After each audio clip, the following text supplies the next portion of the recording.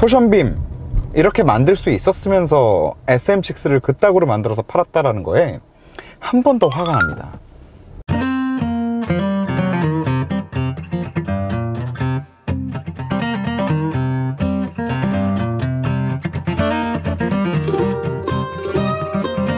여러분 안녕하세요, 모토라인입니다. 이 옵션, 이게 110만원짜리 옵션이에요. 이걸 액세서리에다가 빼놨는데 차주분께서는 요거를 포함해서 구매하셨거든요. 그래서 제가 요거까지 포함해서 차량 가격이 총 2,900만원인데 이거 이제 3,000만원이라고 말씀을 드렸더니 이제 차 가격 3,000만원 아니다 이렇게 많이 말씀을 해주셨어요. 네, 정정하도록 하겠습니다. 이 차량 가격은 3,000만원이 아니고 RE 시그니처 풀옵션에 썬루프는 빠진 풀옵션이고, 그리고 옵션 가격 중에 이 360도 3D 카메라 있죠? 네, 요게 110만원짜리거든요. 그래서 2,900만원. 네, 3,000만원 아닙니다. 2,900만원으로 정정하도록 하겠습니다. 그리고 제가 단점만 소개하는 영상을 먼저 업로드했던 이유는 이 차량이 현재 관심도 많고 구매 예정이신 분들도 많은 상태에서 정말 실제 사용하면서 느껴지는 그런 불편함들을 소개하는 영상이 너무 없었기 때문에 이런 부분은 좀 먼저 알려드리는 게 맞겠다라고 생각이 들어서 이렇게 했던 건데, 네, 그게 또 야, 너 왜 단점만 까? 왜 단점만 부각시켜? 현대에서 돈 받은 거 아니야? 이런 얘기까지 또 많이 나와서 제가 결국에는 현대 후드로 까는 영상까지 다 모아서 편집해서 또 이제 해명도 하고 또 뭐 그런 일들이 좀 있었네요. 제가 기존에 이 차량을 타면서 실제 운전을 하다 보면 불편할 수 있는 부분들이라고 소개해드렸던 부분을 다시 한번 간단하게 말씀을 드리면, 일단 통풍 시트나 열선 시트 같은 경우에 이 버튼을 눌러도 원터치로 조작이 불가능합니다. 일단 이 디스플레이 안에 들어와서 3단계를 거쳐야 된다는 거, 그리고 2,900만원이나 하는 차량에 HUD가 없다는 거, 전동 시트가 운전석에만 들어가 있다는 거, 그리고 운전석에 들어가 있는 전동 시트마저도 허벅지 높낮이 조절은 안 된다는 거. 조수석 시트 같은 경우에는 수동으로 조절을 해야 되는데 문제는 조수석 시트의 등받이 각도 조절하는 레버가 그 안쪽에 딱 그 안에 껴 있어요, 그 레버가. 그래서 등받이 각도 조절하다가 재수없으면 손등이 다 까진다는 거. 그리고 코나 셀토스랑 시트 사이즈가 다 동일한데 시트 간 거리가 7cm나 좁다는 거는 이 탑승객들의 거주성 확보에 있어서 굉장히 큰 단점으로 다가올 수 있다는 거. 그리고 뒷좌석도 마찬가지로 좌우 폭이 좀 좁다는 거. 뭐 그런 것들까지 다 말씀을 드렸고, 오늘은 미처 다 하지 못한 이야기들과 그리고 주행하면서 느껴지는 장단점들에 대해서 말씀을 드려보겠습니다. 자, 고속도로 연비 먼저. 요것도 말씀을 좀, 컵홀더 위치가 좀 높아요. 그래서 이게 일반적인 그냥 테이크아웃 컵 사이즈거든요. 이렇게 놓고 이렇게 빨대에 찔린다, 뭐 이런 거. 그리고 암레스트를 슬라이딩으로 앞으로 빼면 이 안쪽 홀더는 사용을 못한다. 생각해보니까 이것도 말씀을 안 드렸는데, 동급 2,900만원으로 살 수 있는 코나 하이브리드나 그리고 셀토스에는 들어가 있는 차선 중앙 유지 보조장치가 없다. 차선 이탈 방지만 있어요. 그래서 고속도로에서 깔끔한 길에서도 항상 핸들을 붙잡고 있어야 된다. 자, 그리고 마지막, 제 휴대폰이 물론 노트 10 플러스라서 사이즈가 좀 크기는 하지만 여기 무선 충전 패드에 넣는 게 벅차게 들어가고, 다음 문제는 요즘에 안드로이드 오토나 애플 카플레이 뭐 많이들 사용하시는데 이렇게 꼽고 제대로 들어갈 사이즈가 안 나온다. 그리고 아무래도 소형차들은 안드로이드 오토나 애플 카플레이 사용을 위해서 케이블을 꽂은 다음에 휴대폰을 올려놓을 마땅한 공간이 없는 경우들이 많아요. 그래서 이런 경우에는 이 버바팀 중력 거치대 사용해 주시면 제일 깔끔합니다. 무게도 무겁지 않고 깔끔하게 걸리고 내구성도 좋고 싸고. 그리고 타 차종들도 마찬가지고, 이 XM3는 어떨지 제가 아직 계속 사용해보지는 못했는데 카플레이나 안드로이드 오토 사용하시면서 중간에 자꾸 휴대폰이랑 연결이 끊기고 하는 문제들이 있어요. 그게 케이블 영향을 되게 많이 받거든요. 그래서 순정 케이블도 커버가 안 되는데 이 버바팀 케이블 같은 경우에 꼽으면 제일 문제가 많은 벤츠 차량들도 이 케이블로 지금 다 커버가 된다는 거. 그래서 요 두 개 묶어서 저희 모토라인몰 스마트 스토어에서 지금 판매를 하고 있습니다. 링크는 댓글에 달아드릴게요. 두 개 묶어서 할인 판매하고 있으니까 요 기회에 이렇게 세트로 구매하셔가지고 차에서 사용하시면 굉장히 좋으실 거예요.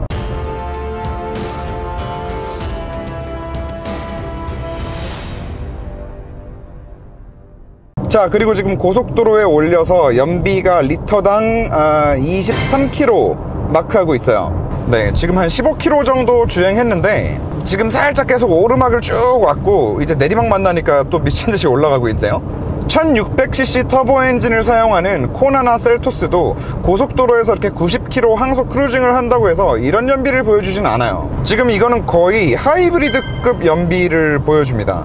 그 코나 같은 경우에는 디젤 DCT 조합 정도 돼야 지금 이 정도까지 왔을 때 이런 연비를 보여줬었어요. 게솔린 터보 엔진을 가지고 네, 지금 여기까지 와서 20km 이상, 리터당 20km 이상을 마크하는 차는 처음 봅니다. 일단 미친 연비를 갖고 있는 차인 건 확실해요. 그리고 이 미친 연비 얘기를 하면서 빼먹을 수 없는 게 바로 이 1300cc 엔진, 1300cc 터보 엔진에 대한 얘기일 텐데요. 이 엔진이 뭐 벤츠 엔진이다, 벤츠랑 같이 만든 엔진이다, 뭐 이런 말들이 많은데 이거 엄밀히 따지면 르노 엔진이에요. 르노에 원래 1200cc짜리 가솔린 터보 엔진이 있었어요.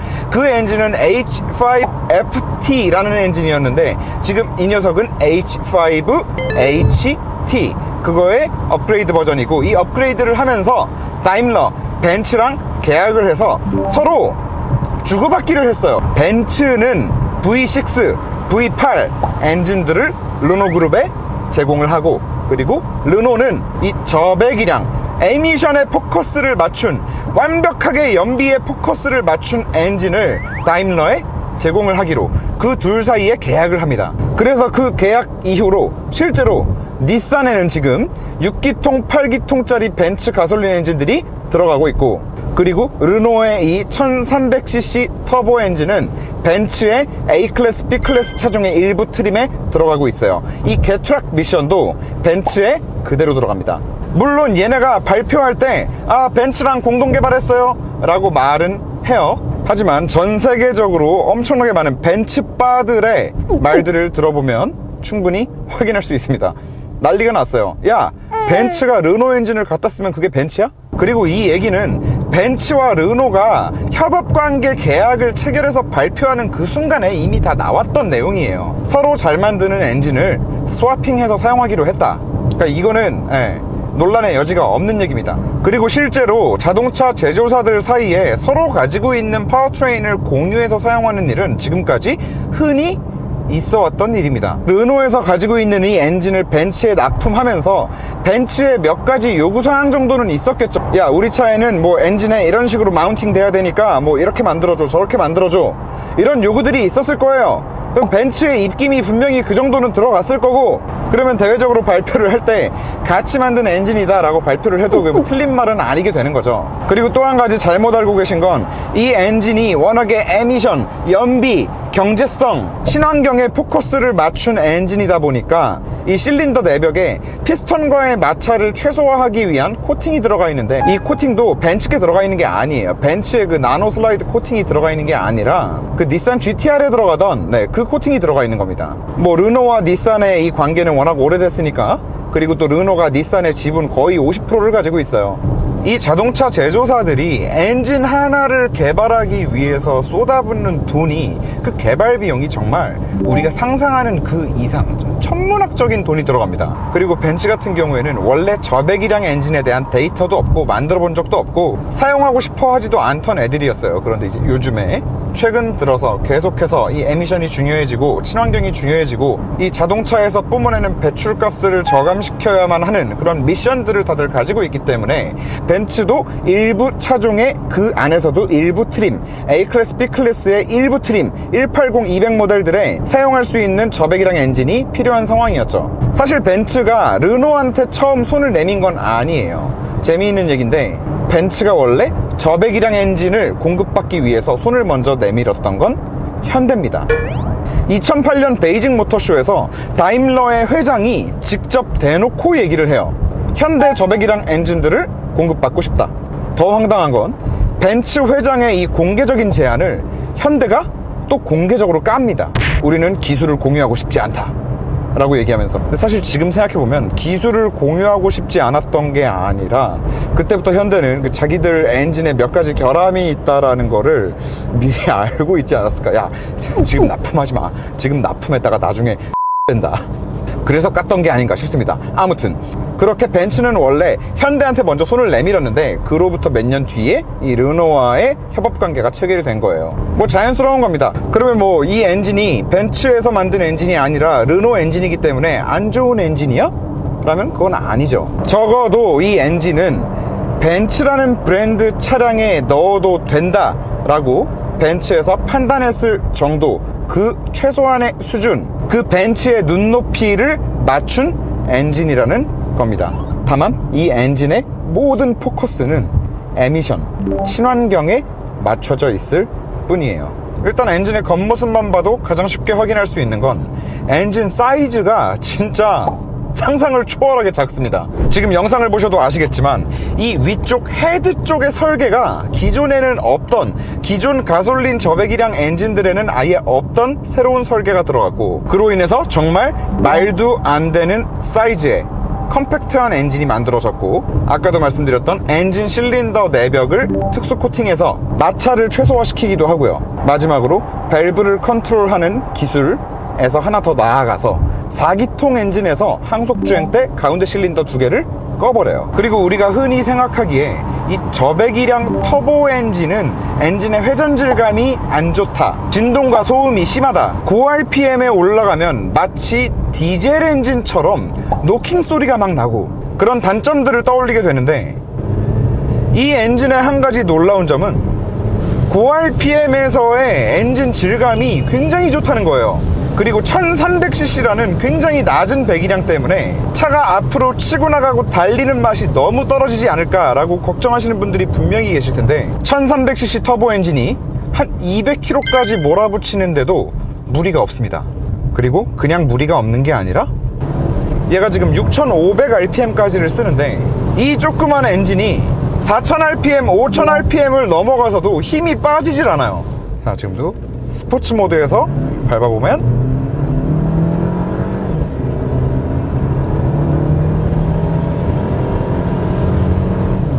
중간에 제가속을 할 때도 그 저배기량 엔진들이 가지고 있는 그 고 RPM에서의 노킹, 힘 빠짐, 이런 것들이 느껴지지 않는다는 거. 그리고 기통수를 3기통까지 끌어내리지 않고도 4기통으로 1300cc 배기량을 맞춰서 어쨌든 에미션과 나름대로의 이 엔진 필링까지 다 잡았다는 거. 이 고 RPM에서의 힘이 안 빠지는 느낌, 그리고 필링은 현대의 1600cc 터보 엔진보다도 나은 느낌이에요. 그리고 마지막으로 현대 기아의 1600cc 터보 엔진과 비교해서 한 가지 더 확실한 거는, 이건 사실 이게 엔진이 대단한 건지 아니면 이게 NVH가 잘 되는지는 모르겠는데, 제가 느끼기에는 엔진 자체의 특성인 것 같아요. 그 고 RPM을 썼을 때, 차를 막 밟았을 때 들리는 그 힘들어하는 엔진 소리 있죠. 그러니까 엔진 톤 자체가 훨씬 더 많이 다운되어 있는 느낌? 그냥 저 RPM으로 천천히 다닐 때도 마찬가지긴 한데, 아무튼 연비와 정숙성, 그리고 뭐 퍼포먼스라고 말하긴 좀 그렇지만 이런 안정성, 모든 것들을 종합적으로 봤을 때 엔진이 너무 마음에 든다. 그런데 문제가 있어요. 이 잘 만든 엔진을 미션이 전부 다 거의 싹 다 까먹는 수준이다.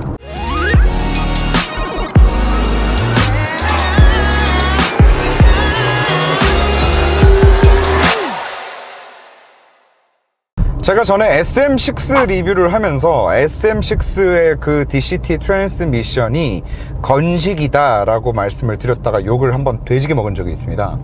알고 보니까 습식이더라고요. 얘도 습식이에요. 그런데 제가 진짜 좀 억울해요. 착각할 만했어. 일반적으로 우리가 알고 있는 습식 DCT들은 고토크, 높은 토크가 다 대응이 됩니다.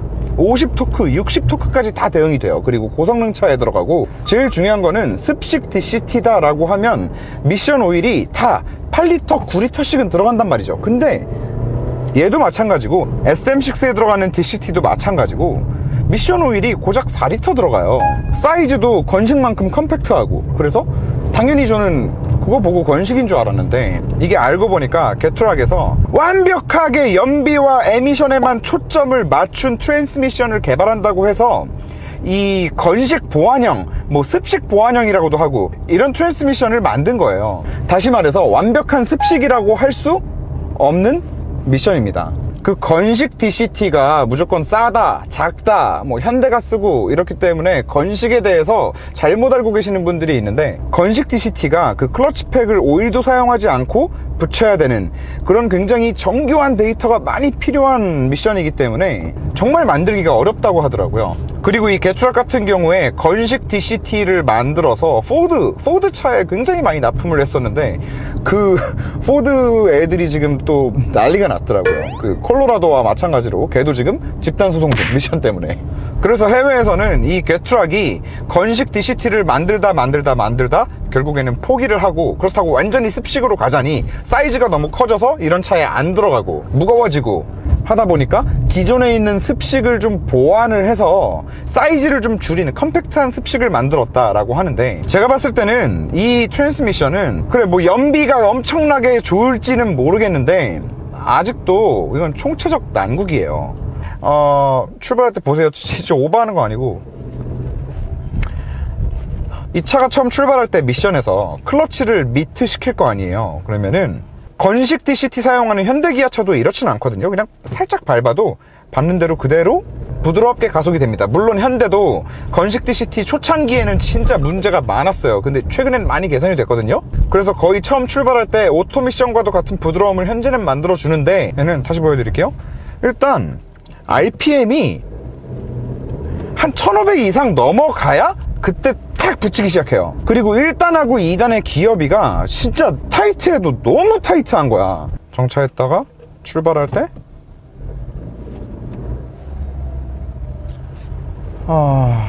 그래서 이 미션에 대해서 정리를 좀 해보면, 일단 첫 번째 가장 큰 문제는 제가 봤을 때 그 저단 1단에서의 기어비가 너무 촘촘하게 세팅이 돼 있다. 물론 이거는 저배기량 엔진이랑 맞물려 있기 때문에, 저배기량 엔진이기 때문에 아무래도 저 RPM에서의 토크나 출력이 부족할 거 아니에요. 그래서 기어비는 기어비대로 촘촘하게 세팅을 해놓고, 거기에다가 이 습식 DCT도 제대로 된 습식 DCT가 아니란 말이죠.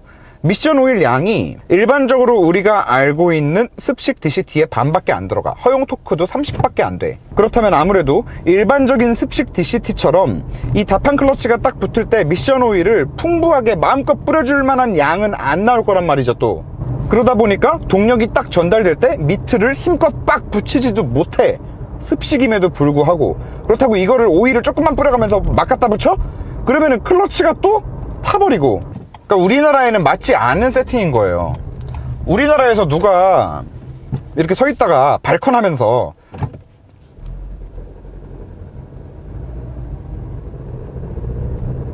누가 이렇게 출발해요? 정말로 오버하지 않고 밟아볼게요. 그냥 자, 신호가 바뀌었다, 출발해야 돼, 이렇게 돼요. RPM 좀 먼저 띄워놓고 갑자기 훅 들어가. 답이 없어요. 최악이야. 부셔버리고 싶어 진짜. 그리고 제가 아까도 말씀드렸지만 이 트랜스미션이 이 엔진을 함께 사용하는 일부 몇 벤츠 차종에 같이 들어가요. 그러니까 르노에서 이 엔진만 납품하지는 않아요.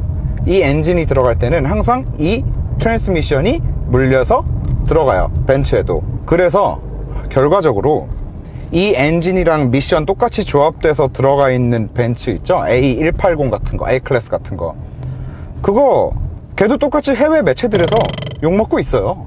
그것도 한두 매체에서 얘기가 나오는 것도 아니고 최악이라는 평가를 받아요. 대표적으로는 꿀렁거림, 트랜스미션 소음, 이 트랜스미션의 응답성은 무려 2,000화 된다. 이게 말이 되냐? 아무튼 알고 계셔야 됩니다. 벤츠에서도 사용하는 엔진, 뭐 벤츠에서도 사용하는 미션, 세계적으로 가장 큰 트랜스미션 제조사 중 하나인 게트락에서 만든 미션, 이런 타이틀만 보고 믿으시면 안 됩니다. 해외 유명 매체들에서도 똑같은 이슈로 개털리고 있다. 근데 이게 이제 걱정되는 거는 얘도 클러치가 마모가 돼요. 지금 신차 상태에서도 이러면 이거 좀 타고 나면 분명히 또 SM6 꼴 날 거예요. 진짜 옆자리 타인 사람들 토해요. 그리고 옆자리 타 있는 사람들 토 안 하게 하려면 거의 수동 미션 차를 몬다라고 생각을 하고 발컨을 해줘야 돼요. 내가 지금 클러치 밟았다고 생각하고 클러치 뛴다고 생각하고 부드럽게 출발해 줘야 됩니다. 그렇지 않고 그냥 우리가 일반적으로 운전하는 습관처럼 신호 바뀌었네? 밟아. 이렇게 되는 거예요. 그래서 이거 계속해서 발컨을 하면서 운전할 자신이 없으신 분들은, 그리고 추가로 옆에 자주 타는 사람이 저처럼 이렇게 좀 멀미를 좀 심하게 한다, 아니면 운전하는 본인도 멀미를 한다, 혹은 나는 출발할 때 꿀렁대는 게 싫어, 이런 분들은 진짜 심각하게 고려를 좀 해보셔야 하는 부분입니다. 자, 그리고 마지막, 토션빔 이렇게 만들 수 있었으면서 SM6를 그따구로 만들어서 팔았다라는 거에 한 번 더 화가 납니다. 제가 푸조 3008, 508 리뷰한 거를 보신 분들이 있으실지 모르겠지만, 제가 푸조 리뷰할 때 말씀드렸어요. 토션빔도 이럴 수 있구나. 한쪽으로 치고 넘건 양쪽을 한 번에 치고 넘건 그 어떤 상황에서도 이렇게 부드럽고 롤도 없고 고급스러운 승차감을 만들어 줄 수 있구나 라고 제가 푸조 리뷰 때 말씀드렸어요. 아주 살짝만 오버를 해서 이 XM3의 뒤에 토션빔 느낌은 거의 푸조급입니다. 다만 이 토션빔을 가지고 이런 승차감을 만들기 위해서 스트로크 길이를 좀 확보해야 되지 않았을까 싶어요. 그렇기 때문에 이 XM3의 엉덩이가 저렇게 힙업이 되어 있는 게 아닐까라는 생각이 들고, 승차감을 확보하기 위해서 저 뒤에 과한 힙업을 하는 바람에 고속주행 시에 급격한 타각을 주면 뒤에 그립이 좀 약해져 있는 게 많이 느껴지기도 해요. 하지만 뭐 이 차 가지고 누가 고속도로에서 뭐 이러고 다닌다고, 그런 것들은 그냥 둘째치고, 같은 토션빔을 가지고 있는 동급 차량 코나와 셀토스와 비교를 한다면 이 컴포트한 승차감 면에 있어서는 압도적으로 좋다. 자, 이 XM3 구매를 고려하시는 분들 중에 이 XM3의 디자인이 굉장히 큰 매력 포인트로 다가오시는 분들이 굉장히 많을 거예요. 이 X6나 뭐 GLE 쿱 이런 차량들, 이런 차량들이 사용했던 이런 루프라인이 확실히 더 눈길이 가죠. 그리고 실제로 디자인 밸런스도 괜찮은 것 같아요. 예쁘게 잘 뽑았어요. 그리고 또 차량에 있어서 그 디자인이 내 마음에 든다 라는 것도 사실 굉장히 큰 만족 포인트 중 하나이기 때문에 중요하다고 봅니다. 그래서 이 차량을 지금 디자인 때문에 이렇게 많이들 보시는 것 같은데, 뭐 아무리 디자인이 중요하다 하더라도 정말 운전하면서 불편할 수 있는, 이렇게 정말 와닿는 이런 불편함들 있죠. 정말 피부로 와닿는 이런 불편함들, 뭐 이런 것들 잘 고려하시고, 그리고 이 미션의 문제점 이런 것들도 고려하시고, 그리고 이런 단점들이 있음에도 불구하고 너무 이쁘고 나는 꿀렁거리는 거 상관없고 연비 너무 중요하다, 그런 분들은 옵션 정말 최소한으로만 넣으셔서 최대한 싸게 타시면은 저는 괜찮을 것 같아요. 한 2,000에 사면 괜찮을 것 같다. 이 차는 옵션에 돈을 쓸 가치가 없어요.